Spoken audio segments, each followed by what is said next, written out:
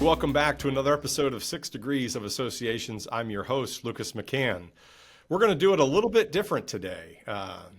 But my guest, Stephen Gold, President CEO of Manufacturers Alliance, we'll get to a little bit different here in a minute, but we often kick off the show, almost always, with tell us a little bit more about yourself, Stephen. How did you find this crazy world of associations? Yeah, no, first of all, thanks Lucas for having me on. It'll be an interesting discussion. For those who remember John Graham, the ASAE CEO from a long time ago, I remember John used to say, nobody goes to college and says, I want to be an association executive. So I was a history major in college. I ran the school. I went to Arizona State University. I ran the school magazine, and I wanted to be a journalist. And so I had an opportunity to work for a paper that was called the Phoenix Gazette. I'm not sure if anybody knows what newspapers are anymore, but it was the Phoenix Gazette, and the job fell through at the last minute. So my father was in politics here in D.C., and he knew a guy who ran an association.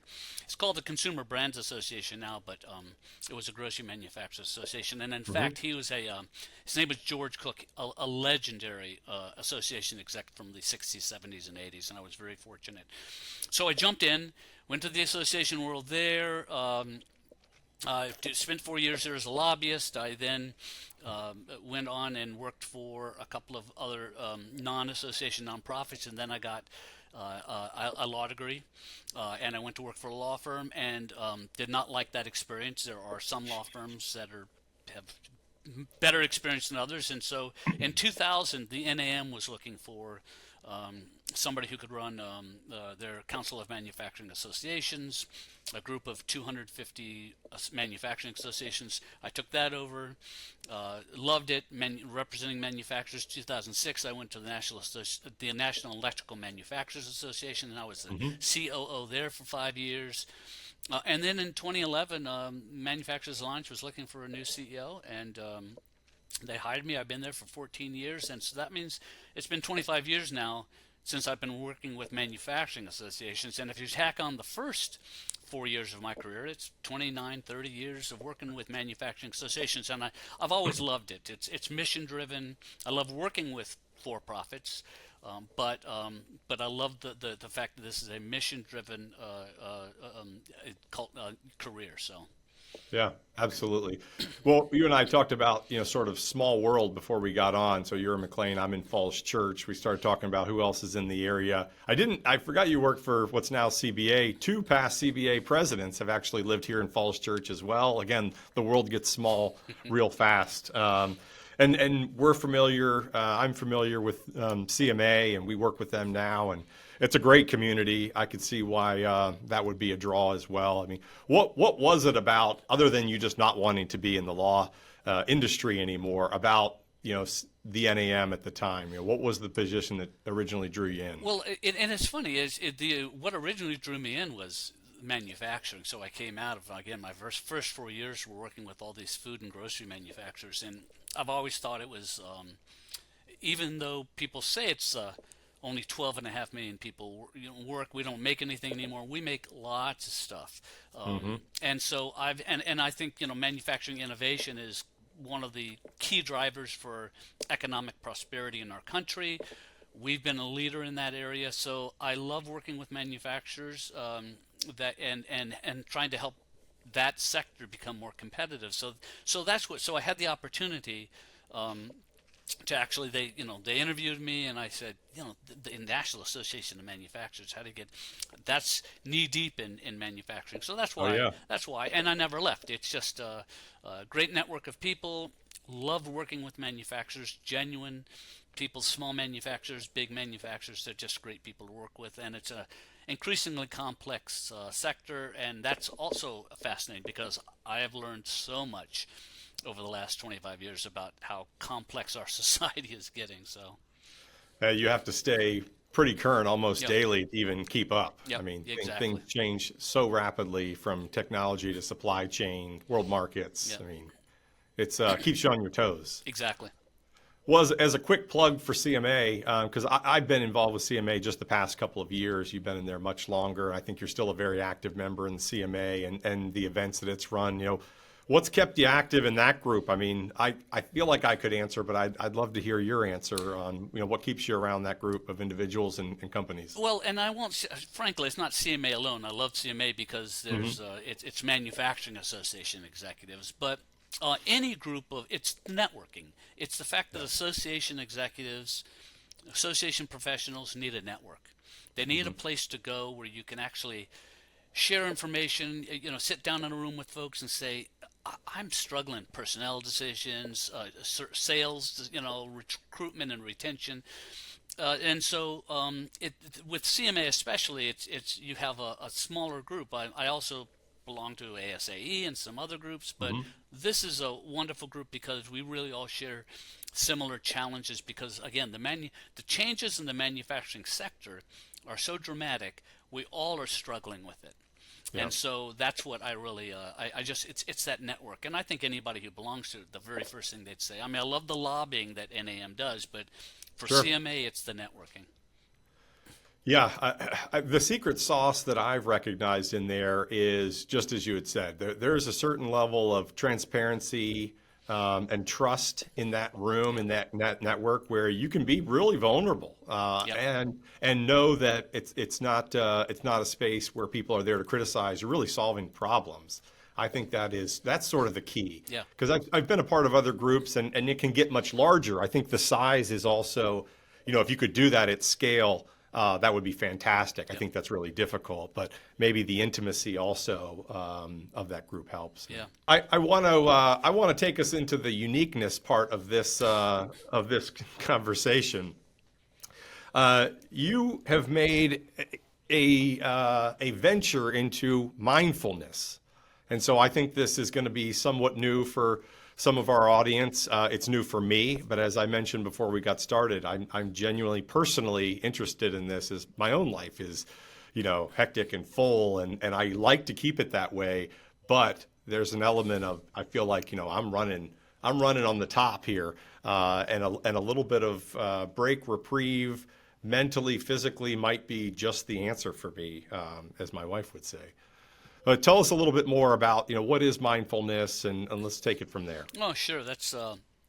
And understand you can spend years practicing mindfulness and not quite be able to tell people exactly what it is. But I'll give you first a short answer. My teacher says, it's non-judgmental awareness. That's all it is. But one of my favorite quotes is from the psychotherapist Carl Jung from a century ago. I love it. He said, "Those who look outside dream, and those who look inside awaken." And Hmm. what he's talking about is non-judgmental awareness. That is, you're not judging; you're just aware. Becoming aware of what's going on inside of you helps you appreciate life more. And so that's the short answer. But with your permission, there's a more basic question about than just what is mindfulness, and that's why mindfulness. So I'm going to That's give you a great. little of the spiel that I gave to my staff. Let's do it. And I want to get into the fact that you've introduced this to your staff. Yeah, I mean, this isn't exactly. something that you do personally. Yeah, You've embedded this in your staff, your own culture, and we'll get to that. But yeah, yeah, why exactly. mindfulness? Yeah. So, and this is going to be the abbreviated version, but because I give presentations on this, but so the average human has more than 25,000 thoughts a day. So go figure that, right? I'm It is exhausted just thinking about it. constant chatter up there. It's a never-ending stream of thought. And what's funny is we're not even aware of it, right?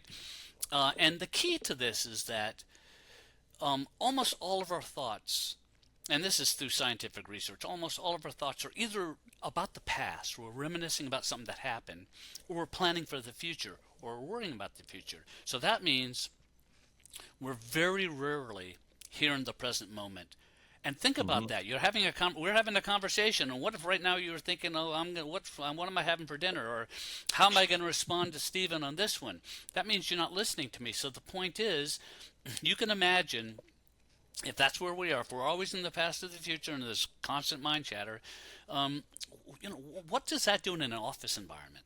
How does it affect the way employees perceive and respond to stress? And what I found is when the stuff hits the fan, I call it the monkey mind because it's constant chatter. Hmm. The monkey mind starts fabricating stories, and so the root, for me, the root of organizational conflict, of company dysfunction, is this monkey mind that we all have. So mindfulness, my definition, and it's kind of the practical definition, really, it's how you pause, how you become aware of what's going on inside of you at the moment, the thoughts, the emotions, what's triggering you, and by pausing, and that's what mindfulness is. It's really just about pausing. You learn to respond rather than to react to the events around you. So that's what mindfulness is. It's in a nutshell. That's what mindfulness is all about. That's fascinating. I think just about where we are in our own culture, the hurriedness and the transactionalness of the culture today, right? People expect things 10 times faster than they did 10 years ago. It's the way to jump from one thing to another, even within social media. People scroll.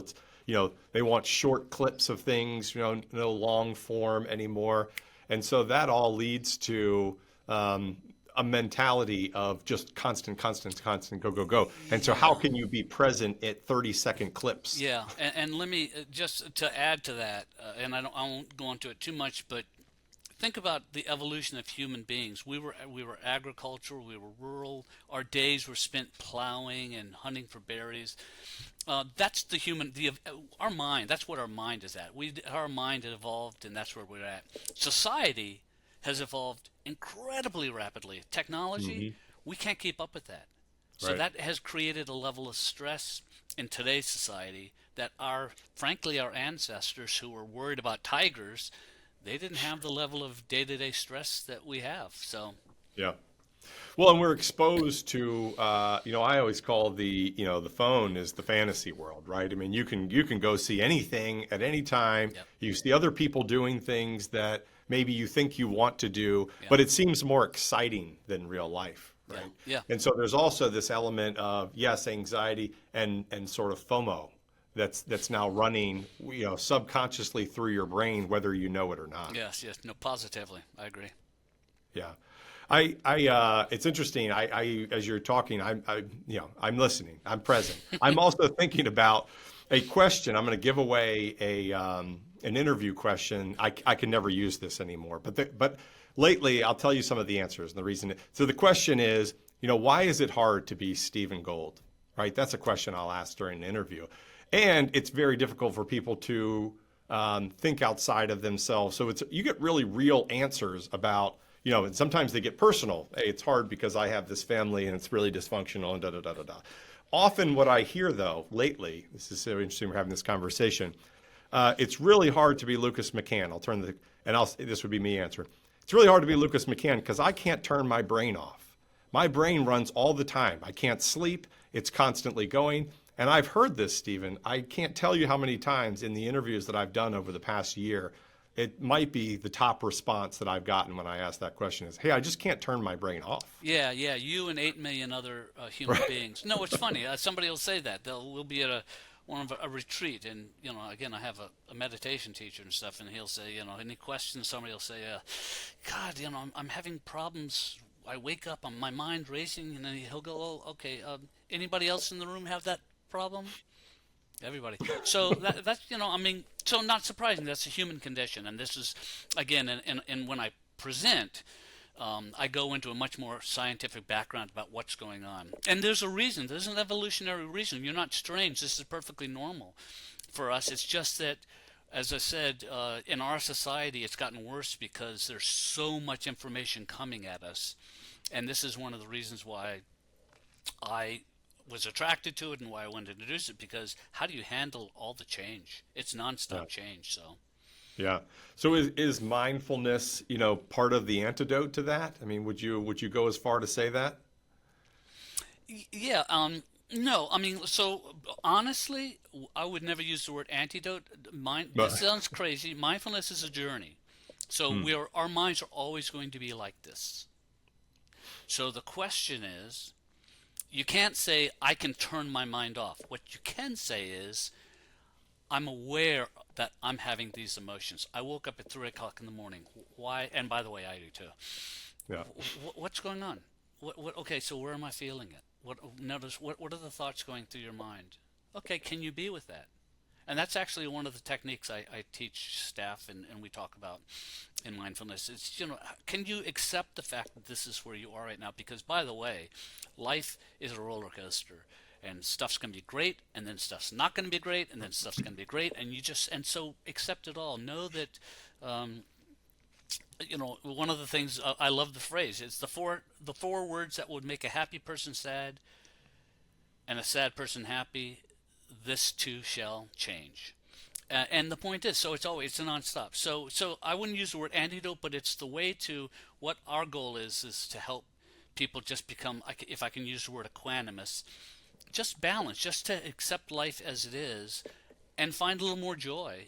And so you're not, because I know lots of people, and this in this day and age, right now, in Yeah. the political environment, there are people whose their heads are exploding. So how do you kind of just ground yourself and say, here I am right now? So not an antidote, but a journey that you go on that can help people at least understand and maybe sleep better. Sure. Yeah. Yeah, and I would think for some people the elevation to a level of peace is a joy, Yeah. right? Yes. Because if you're starting from way down, joy may be an unreasonable expectation and somewhat subjective. Hey, how joyful do I feel? Well, how peaceful do you feel based on where you started? So Well. that may be a waypoint within your journey of Yep. let's get to peaceful Yep. before we get to Yeah. joyful. Well put. Yep. Well, how did tell us, you introduced this to your staff, which I think is incredible. How was this received? What did they say? How was it embraced or not Yeah. embraced? Well, again, so I didn't get into a little of my backstory, which I'll take 30 seconds on. So I Sure. was introduced to mindfulness and meditation back early 2000s, maybe 25 years ago. And it resonated with me because of my own job-related anxiety, stress. Remember, I was at a law firm, Oh yeah. and Working 20 hours a week, I'm yeah, sure. and I just thought, this is a useful tool to help reduce stress and build resilience in an office. Hmm. So a decade ago, we really needed that at Manufacturers Alliance. I started work there in March of 2011, and so I've been there 14 years or a little more, and it was a certain type of organization, but manufacturing started changing dramatically, and we needed to make a lot of changes. We had to evolve our mission, we had to evolve our structure. We're still doing it, by the way. And so, again, going back to the mind, change equals uncertainty, Hmm. which leads to anxiety and stress among 100% of humans. And that leads in an organization that'll lead to dysfunction. People Yeah. that'll lead to arguments, it'll stress and such. And so in 2015, I went to a conference here in DC called the Mindful Leadership Summit. I think they still have it. I went for a couple of years, and I think they still have it. But anyway, Okay. a bunch of companies, government officials, others talking about this is for leaders. How do you introduce this into an organization? I took some of the tools and I decided to introduce it into my organization 10 years ago. And so you ask how the staff received it. So first of all, I had an old guard there. They had been there a long time. The culture was vastly different than the one I was trying to create. So they were skeptical. Let's just say they were skeptical. And then, of Change. course, Risky. what was that? It's change. It's risky. Yeah, exactly. Well, they've and literally things have not changed there. And then if you if you mention meditation, some people just think of it, it's a cult. They think it's inevitably Yeah. it's a cult, right? And I can go into why it's not and such, but it doesn't matter. But anyway, so what I did was some of the tools I introduced, like group meditation, it was voluntary. I just said, if you want to come. So it took a few years. We're talking about 2015. The old guard started to retire. Hmm. And I started seeing, we hiring new people. I started seeing positive changes because we continued our push on this. I started seeing more respect. There was a lot less office politics. To the degree that I can tell, and it doesn't always float up, but it looked like there was less stress in the office among my employees. And by the way, it's a journey. Again, You'll never get rid of it Yeah. all, but you could just tell people are getting along better. And I would say today, how is it received? I'd say today it's a better culture of resilience, of personal accountability, because Hmm. um, emotional intelligence starts with self awareness.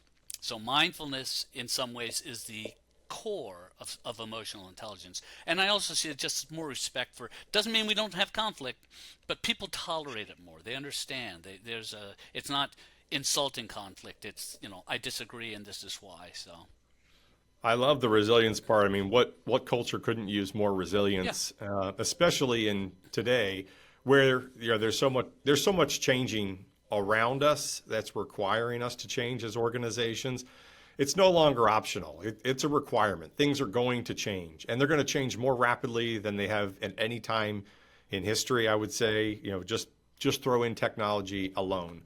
And so that resilience is a key. And I hope the younger generations coming up behind us are building it up now somehow. Maybe I need to go home and do something different as a parent. I But got to tell you, the um, pandemic threw everybody off. That's a perfect example of where you need. I mean, where we need to build resilience, because that threw a lot of young people off. Yeah, yeah, no, absolutely. I got two at home. I'm living it, yeah, Stephen. yeah. Exactly, exactly.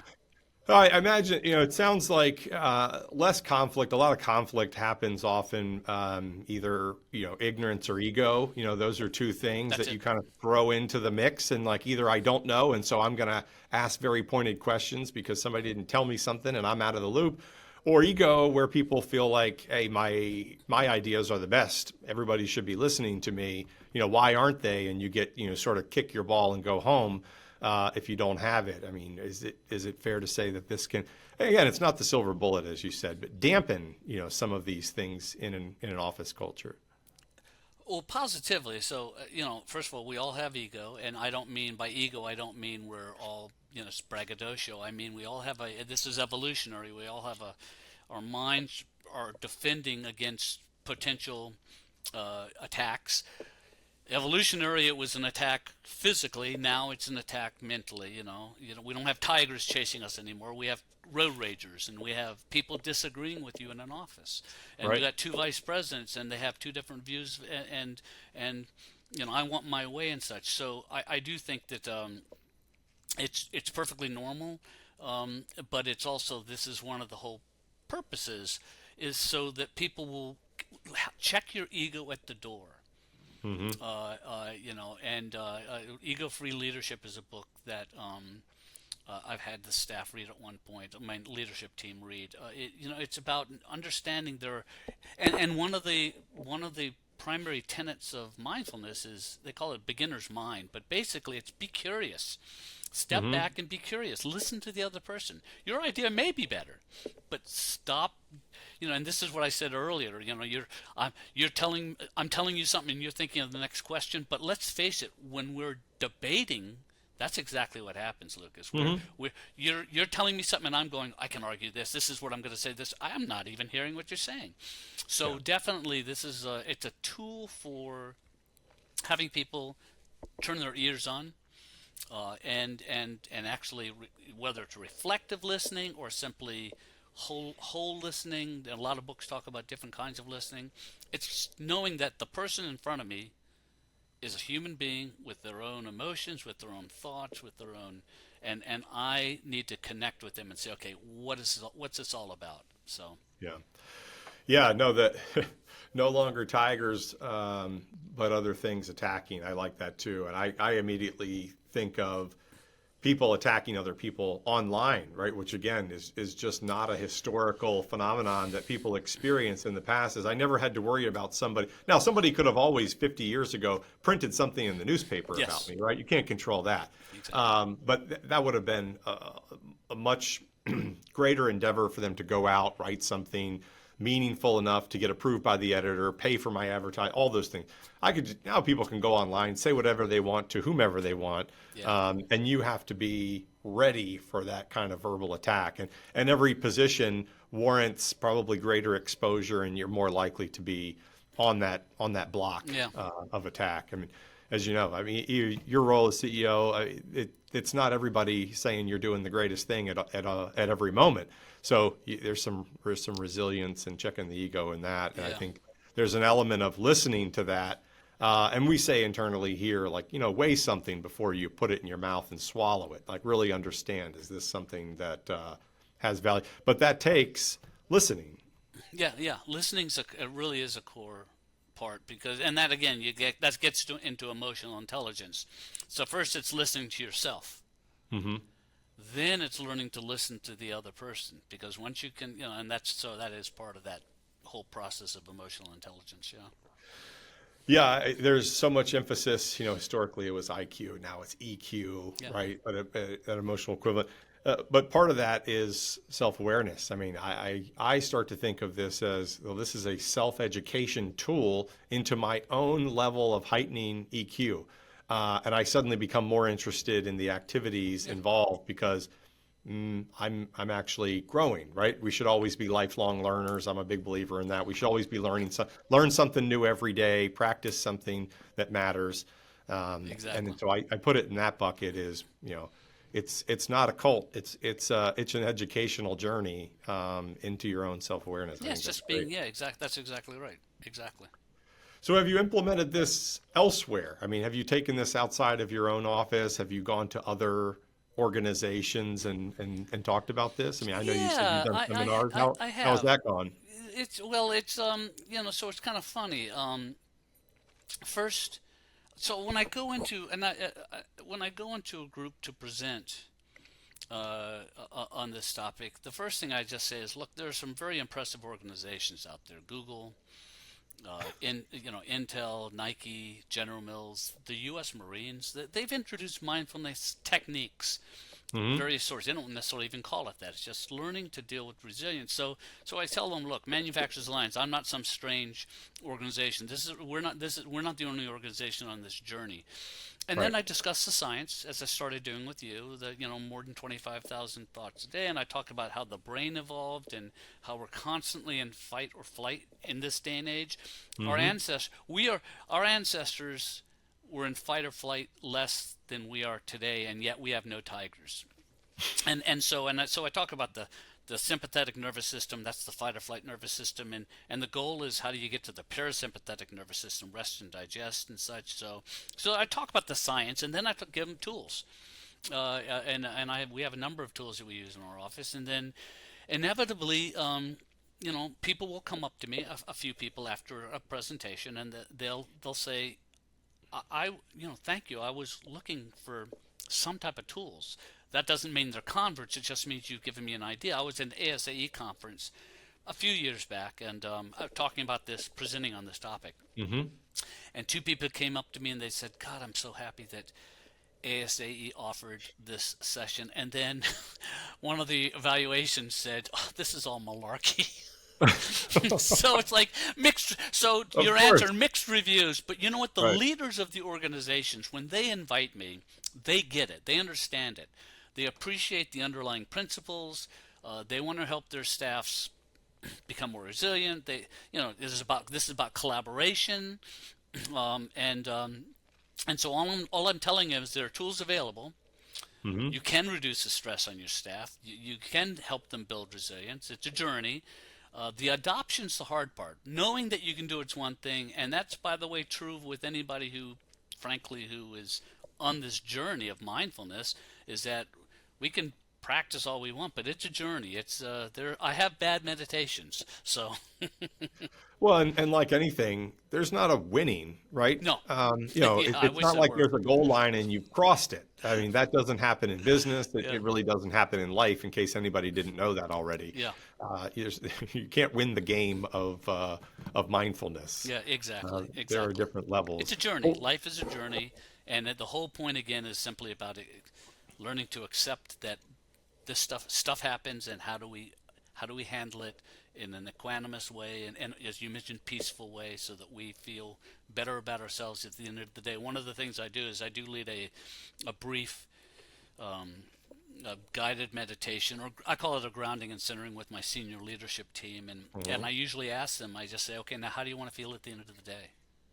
and what behaviors and attitudes will it take during the day to get to how you want to feel at the end of the day. And I guarantee you, nobody's thinking, I want to feel like crud at the end. They're thinking, I want to feel good about my, Yeah. successful. So anyway, that's one of the tools that we use. So Yeah, I really hope I feel tired and anxious and, just worn down. That would be great. Oh, wait. What, there's no winning, as I mentioned, but what's the ultimate goal? Either for you or for mindfulness, where is this journey taking you? yeah. Well, thank you for using the word journey. So for me, and I am again, I came out 25 years ago. I came out of a situation where I felt very anxious, stressful in a law firm, uh, and what it's done is it's really adjusted my perception on life. It's made me realize, again, I told you about the roller coaster run, and so I accept, I have good days, and it makes me far more grateful for the good days, Yeah. far more grateful for the things that are good in my life. When the bad stuff happens, and or I don't want to use bad stuff, just stressful. I got a board meeting, and they're I've got some challenges, and I know the board's going to have some hard questions and stuff. You just ground your. It's taught me how to ground myself, and frankly, what's the end game?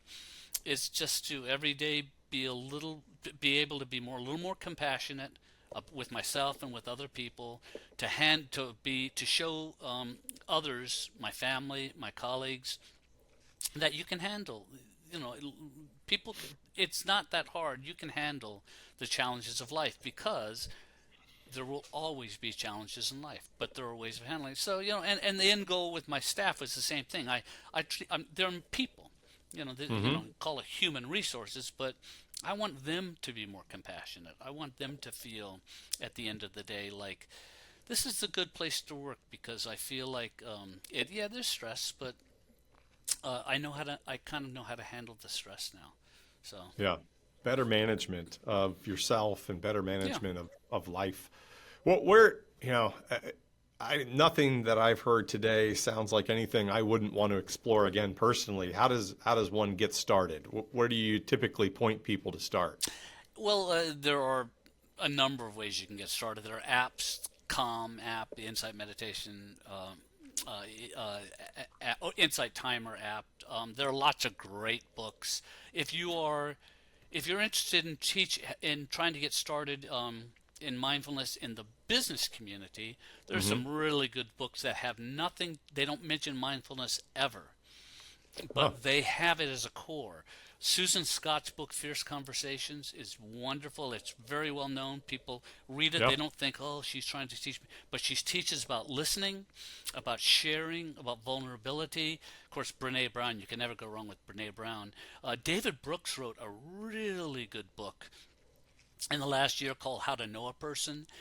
And again, doesn't mention mindfulness at all, but it's about listening. It's about being patient, holding yourselves back. Then there are books, a lot of famous books, nonviolent communications. There's Hmm. Eckhart Tolle has a book called Power of Now. So it depends on if you want to go Oh, the yeah. business management route or the kind of simply the mindfulness route. Lots of books on mindfulness. Um, but uh, but I would start. I actually would start with kind of the intellectual underlying concepts, which takes some reading. Yeah. Get a book on tape or whatever, and just kind of learning about what it's all about. And there are groups, there are communities in the Washington area and other cities that have teachers who just talk about mindfulness in a 1 hour, 2 hour setting and such. So that's kind of the way I would start. We may have to get a short list of those resources from you and then include it in the posting because I'd be everyone glad who's to do it. listening is going to want to say, oh, they're probably feverishly writing Yeah, down, yeah. the name. So we'll just include some of those links if people are interested, and we'll Sure, get a handful of them for places to sure, start. I sure, think that would sure. be Yeah. great. Well, I want to take us on a little bit of a turn as we near the end here. I like to answer with end with a couple of questions just about Stephen. And, one is I like this question again. What's something you're looking forward to, every year? It's something that Stephen inks into the calendar that, you just don't miss. Uh, well, I used to say Alabama football, but So understand, Pema Chodron is a Buddhist nun who has written many great books. But her focus is, if, and this is, I said this to my staff. I said, I'm sorry, you'll never have another CEO who says this to you, but if death is certain and the timing of death is uncertain, what's the most important thing? So we all have something most important. My most important thing is relationships, especially with my family and my friends. So I don't ink it into the calendar as much as I want to see I have kids, they're adults, I have grandkids, I have dear friends who I know at some point, because at my age, I know at some point they'll be gone. My parents are gone. I still have siblings. And so it's kind of appreciating just the relationships that you have Yeah. with anybody who's important in your life. So that's real basic. I could say, oh, every I year love I that go answer. skiing in Switzerland. I don't. Yeah. So so that's I'm kind of a basic guy that way. I love that answer. No, I mean, that's at the end of it all, that's what you'll remember Yeah, most. yeah. Excellent. What about, a fun fact or a fact about Stephen, something about Stephen that we couldn't find on your resume or on the internet, and there's a lot out there now. Yeah, well, yeah, no, you know what? I'll give you a story. So I was going to get a PhD in history. I got a master's. I was going to get a PhD, and I was going to get it in England because I love England. I Hmm. went to the London School of Economics for a year, and I met a woman in 1982, but she knew I'm going. I applied. University of College in London accepted me. I'm going to go get my PhD in history. And I go over there in August of 1983. Maybe it was August 20th. And August 21st, I hopped on a plane and came back because I missed the woman who ended up being my wife. And Huh. we've been married 40 years, and so it's one of these things which I won, and I became a lawyer eventually. And but the point is, I just it's one of those kind of a lover's tale that you'll never find online because I wouldn't put it online. But the idea of flying to London, being there for one day, having been accepted to a PhD program, and then saying, "Oh, to hell with this! I'm hopping on a plane. I'm going back." So I feel like that's the real life example of the Goodwill Hunting story. I had that's, to go see about a woman. there you I left it all behind. go. I didn't go to the Exactly, big game. I didn't go to school in England. exactly. That's a fantastic story, Stephen. Well, I have the unfortunate exercise of pulling us to a close.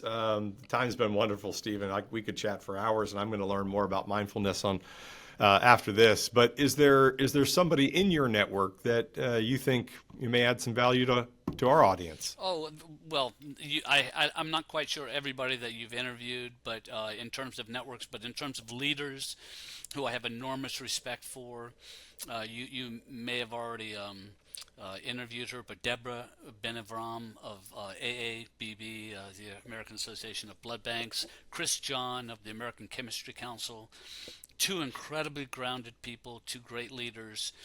They have their own stories. They are, I think I would, they're greater leaders than I am. I'm always impressed with what they do. So those are two examples of people who I think they do have wonderful stories. So So, well, surrounding ourselves with better leaders than ourselves, some may not know it. That's another key to life and to growing your own intelligence network, perspectives, heightening your own abilities. So, you named two of the best. So, thank you for that, Stephen. Again, thank you so much for the time. appreciate being with you. Thank you so much. Looking forward to talking to you sometime soon. Excellent. Take care.